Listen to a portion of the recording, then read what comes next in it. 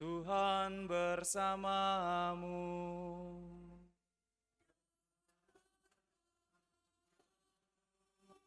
Inilah Injil suci menurut Lukas.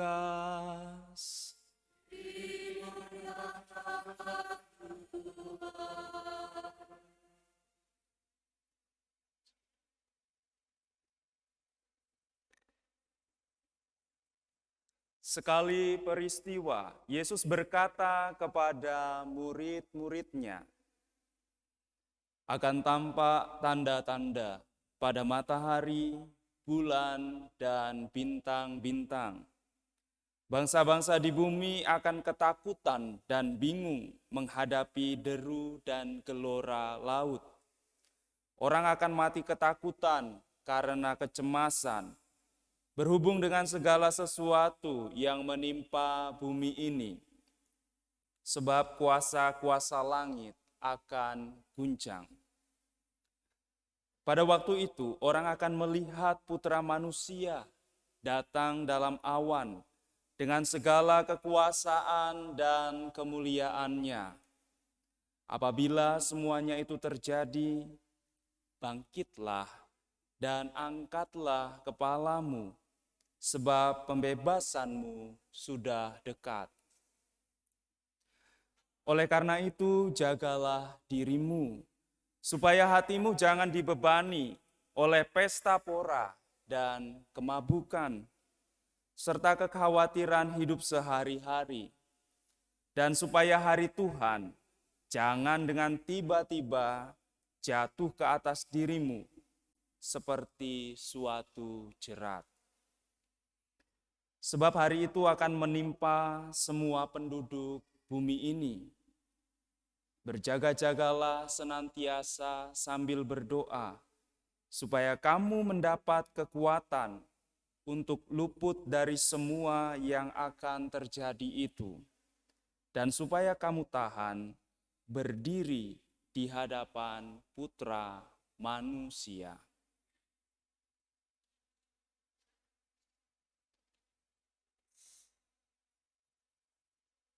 Demikianlah sabda Tuhan.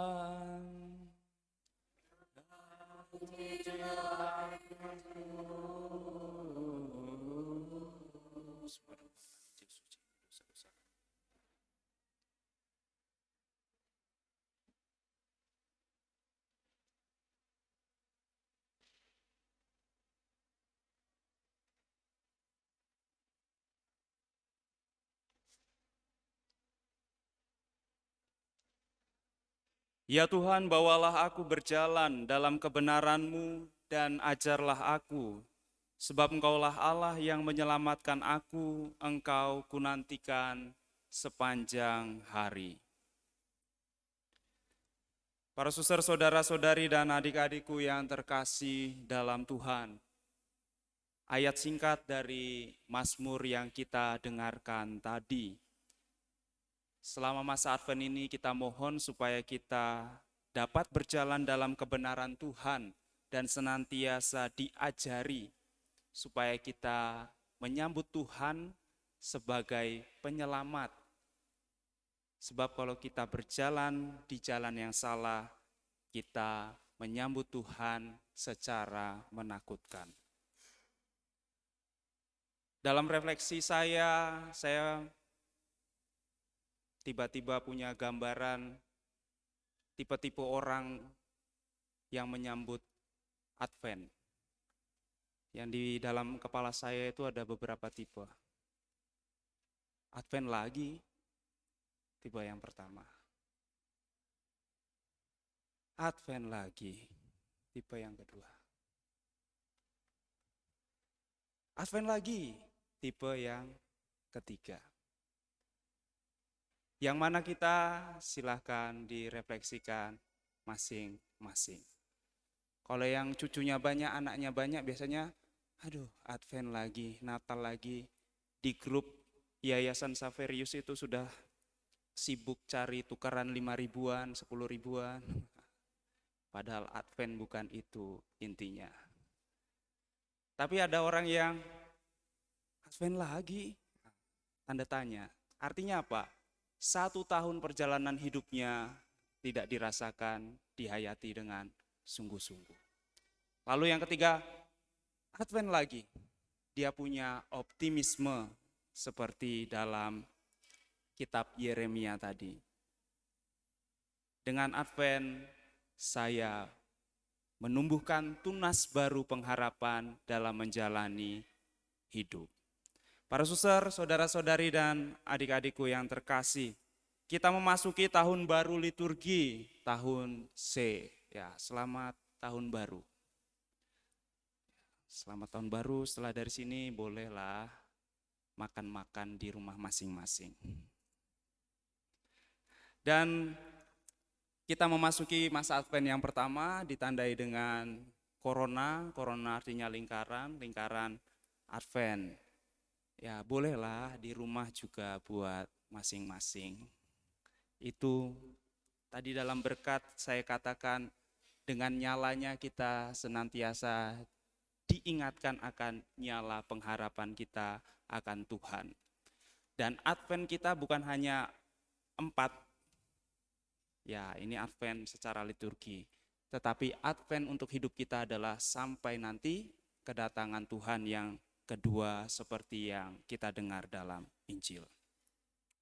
Advent dari bahasa Yunani, Adventus, dari bahasa Latin, Adventus, dan dalam bahasa Yunani, parousia, artinya kedatangan. Advent pertama dan Advent yang kedua kita mendengarkan tentang kedatangan Kristus yang kedua. Kedatangan Yesus di akhir zaman. Sementara Advent ketiga dan keempat, terutama diawali tanggal 17 Desember, kita mendengarkan kedatangan Tuhan yang pertama, yaitu Natal. Dan nanti di Advent yang ketiga, warnanya berbeda, kita merayakan Minggu Gaudete, bersukacitalah. Mengapa 4 Advent dibagi demikian? Mengapa Minggu Advent pertama dan kedua kita justru merenungkan kedatangan Tuhan yang kedua? Merenungkan akhir zaman, kiamat. Mau Natalan tetapi refleksinya menakutkan. Ya, menakutkan bagi yang tidak siap. Para suster, saudara-saudari, dan adik-adikku yang terkasih, refleksi penantian sukacita Natal, kelahiran Yesus, harus selalu dalam terang penantian akan kelahiran dunia dan hidup baru kelak di surga. Hanya dengan begitu, perayaan Natal kita nanti 25 Desember memiliki makna. Karena yang kita nantikan bukan bayi biasa, bukan kelahiran bayi biasa, tetapi kelahiran tunas keadilan dan kebenaran yang membebaskan hidup kita dari kuasa dosa. Itu yang kita dengarkan dalam Yeremia 33, 14-16. Yesus itulah tunas keadilan yang kita nantikan. Sang Raja adil dan benar yang kita nantikan akan menjadi hakim yang membahagiakan bagi orang-orang yang siap. Minggu-minggu ini adik-adik kita yang KUR ini sedang ujian. Ujian itu bagi orang-orang yang siap membahagiakan karena dirinya akan melihat kualitasnya bagus atau tidak. Tapi bagi orang-orang yang tidak siap, ujian itu sungguh mencelakakan. Sama dengan Kristus. Kedatangan Kristus bagi yang menyiapkan diri itu membahagiakan. Tetapi ia menjadi hakim yang menakutkan bagi orang yang tidak menyiapkan diri. Seperti apa orang yang tidak menyiapkan diri? Dalam Injil tadi diceritakan, dikisahkan demikian. Orang-orang yang tidak menyiapkan dirinya adalah orang yang hidup sesuka hati, memakai dunia dengan egois, berpesta pora, konsumeris, hedonis. membeli lebih dari apa yang dibutuhkan. Dan orang-orang demikian akan takut, bingung, juga cemas akan kehadiran Tuhan, karena kehadiran Tuhan akan memporak-porandakan, mengguncang kenyamanan, zona nyaman duniawinya. Dalam pernyataan saya yang pertama tadi, Advent lagi.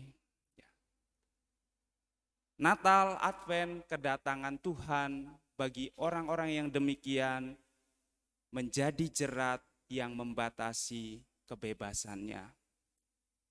Saya sebagai Romo biasa mendengar kadang-kadang entah serius entah tidak, wah Advent nggak bisa pesta nikahan, ya. Waduh Advent nggak bisa ini, nggak bisa itu. Jadi di pikirannya Advent, Natal, Adventnya, atau juga Prapaskah itu menjadi jerat yang membatasi kebebasannya untuk menggunakan dunia, menggunakan miliknya dengan sesuka hati bagi orang yang tidak siap. Tidak tahu bagaimana dengan kita. Romo yang ulang tahunnya masa Advent nggak bisa pesta dong. Ya silahkan, yang ulang tahunnya memang lahirnya nasibnya masa Advent dipestakan. Tetapi jangan membuat pesta yang seharusnya tidak usah kita buat di masa Advent. Itu bagi orang yang tidak mempersiapkan diri. Tapi bagi orang yang mempersiapkan diri, dia akan berjaga-jaga, berdoa, berpuasa, beramal kasih.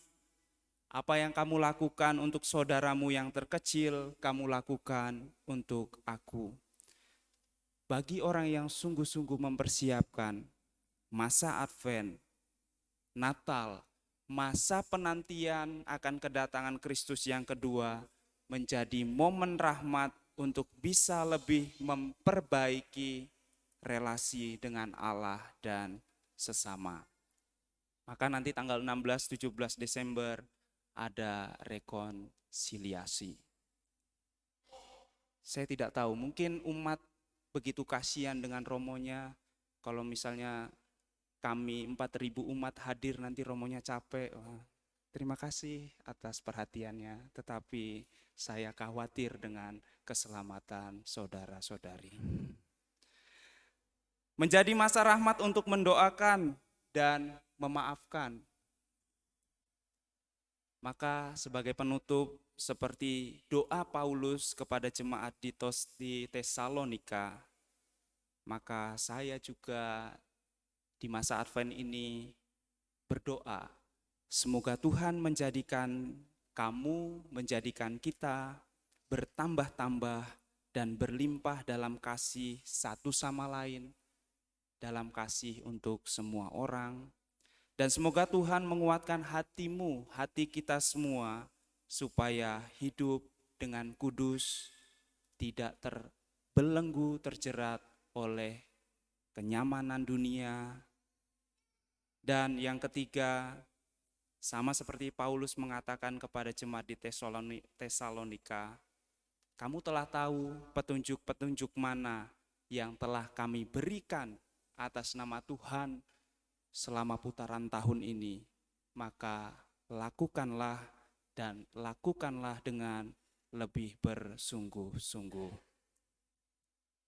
Para suster, saudara-saudari dan adik-adikku yang terkasih, selamat menjalani retret agung masa Advent selama 4 minggu ini, dan secara khusus dalam gereja Keuskupan Tanjung Karang kita merenungkan tahun keadilan sosial dan kemanusiaan. Mari kita belajar adil seperti Kristus dan belajar bisa memanusiakan sesama kita dengan kasih, dengan maaf, dengan seluruh karya, niat, dan nilai-nilai baik hidup kita. Semoga Tuhan memberkati kita.